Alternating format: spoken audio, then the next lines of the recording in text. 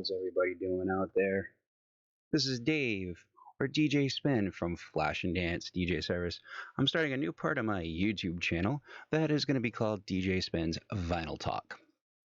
I've recently really got into vinyl, collecting all kinds. It doesn't matter what it is. Could be dance music, could be rock, jazz, fusion, new age, even some 45s. So, what I decided to do was start recording or shooting videos talking about different aspects of vinyl. I've seen a lot of stuff out there, a lot of pros, a lot of cons, and I figure in the process of this journey that I'm on, maybe you, the viewership, might here on YouTube, might get interested and love what I'm doing. So, especially with me being a DJ, as you can see from my logo from Flash and Dance, that's the name of the company. Um, Figured could talk about gear. Like I use techniques as SL 1200 MK2, which is sitting next to me. Unfortunately, I'm in a little bit different area of my basement. I'm gonna probably be moving back into my other office space, and when that happens, I'm using my laptop to record this, so most of the videos will look nice. It'll be on my computer here, but if I'm doing something freeform, like going to visit a local shop here in Massachusetts where I'm based out of, I can take you along with my phone.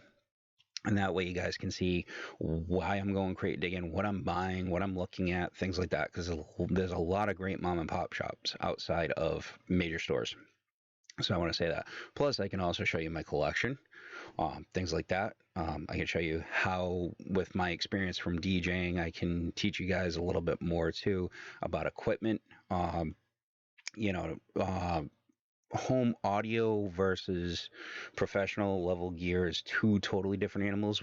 I could spend hours and hours, and if anybody comes along and watches this and wants to have a discussion about that, feel free.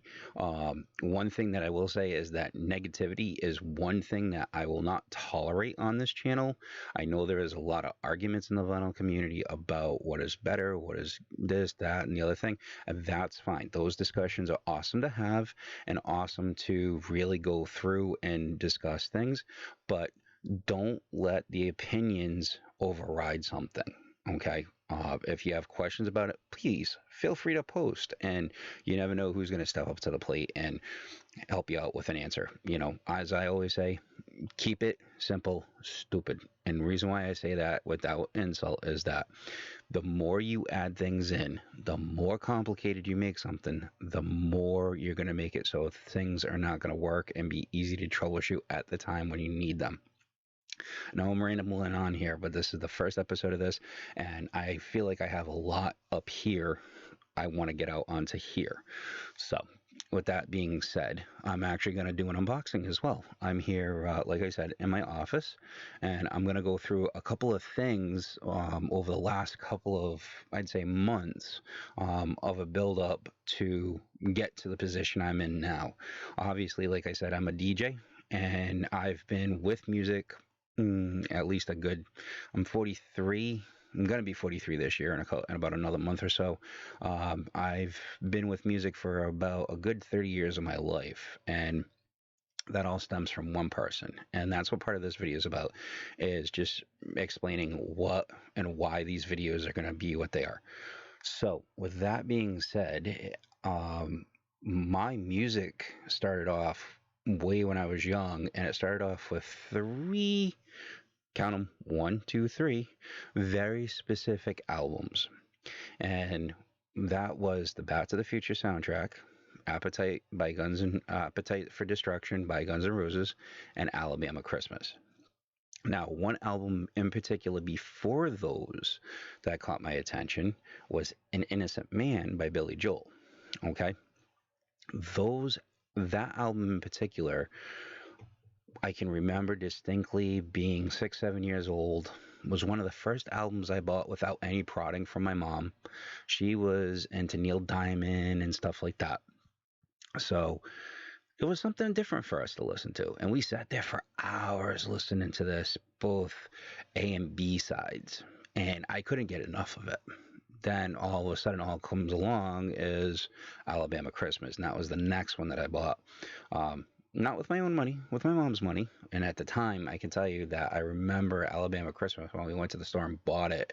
We bought it during the holiday season. We only paid like $3 or $4 at the time for it.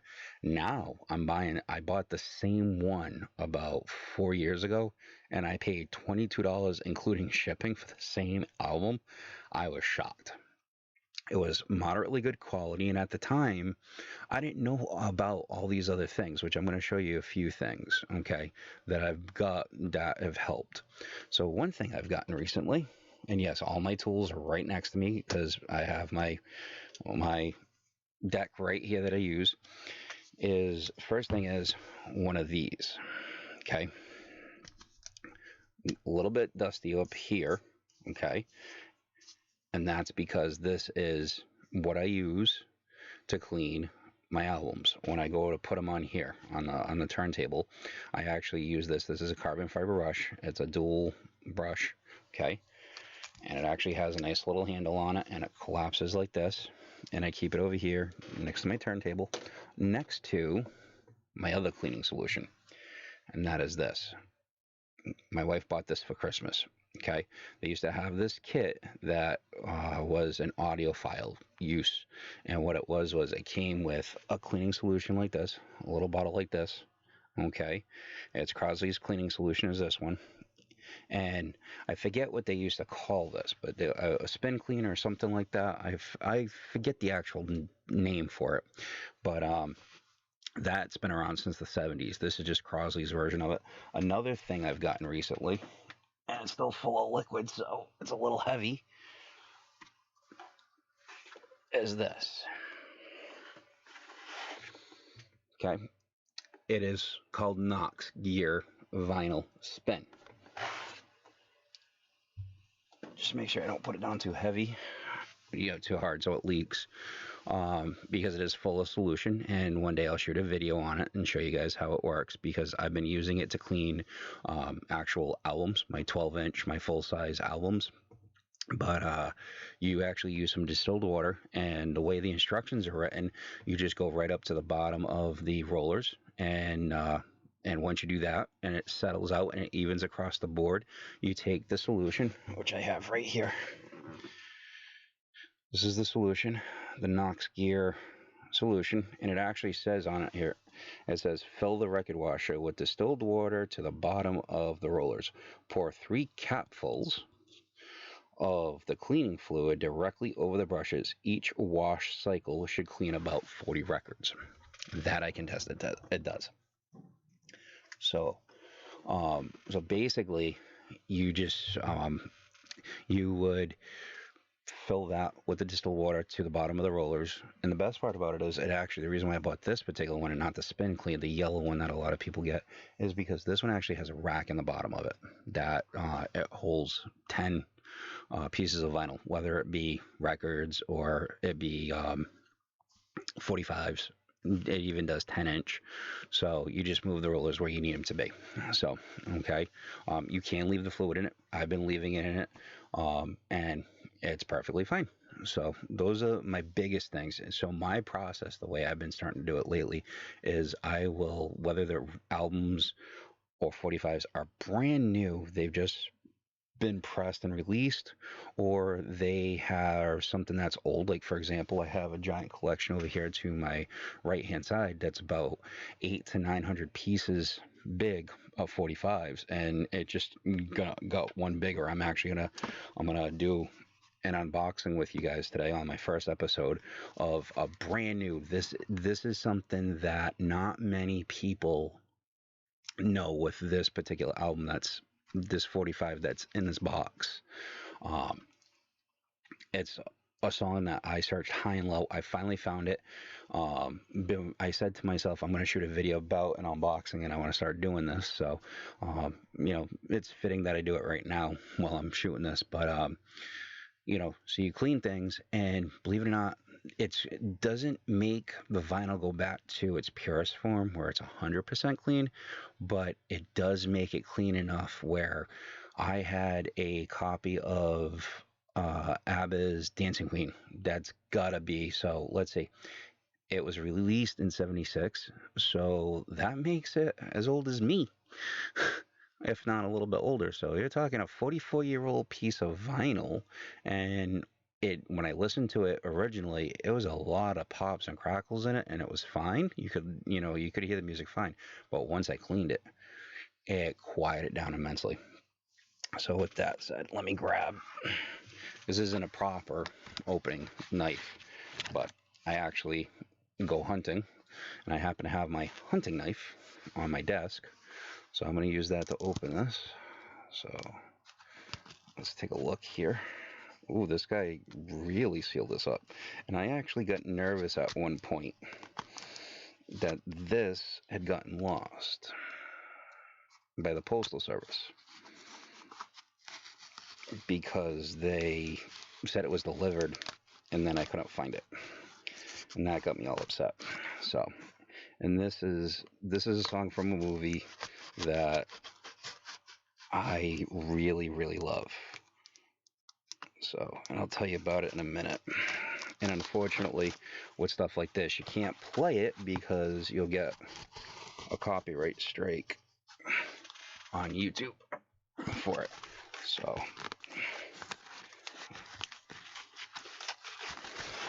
let's see here. And the company I got this from, the seller online, is called Virtual Vinyl, and it came out of Arizona. He actually sent me a business card too, which is actually kind of cool. So that was in the back.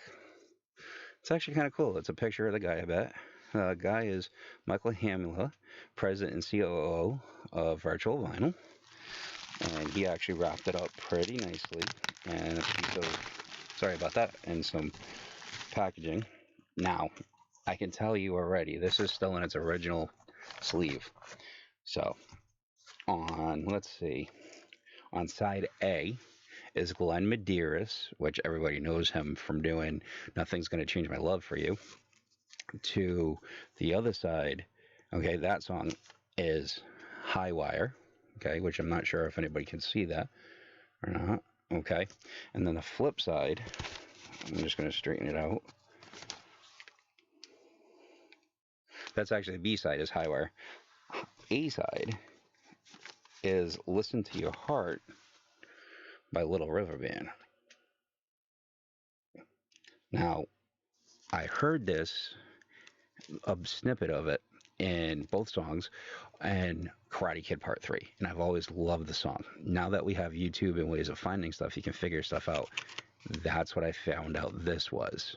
Okay, there was one night I was at work and I was just struggling to find music to listen to, and that's what I ended up doing, was doing all the Karate Kid songs. So let's take a look here. Now, this is how I typically hold a 45 this way, because I'm putting my finger on the edge and I'm putting my finger in the sun hole. Now, it has been played a lot, I can tell that. There is some surface scratches, but not enough to make it horrible. There is some across it.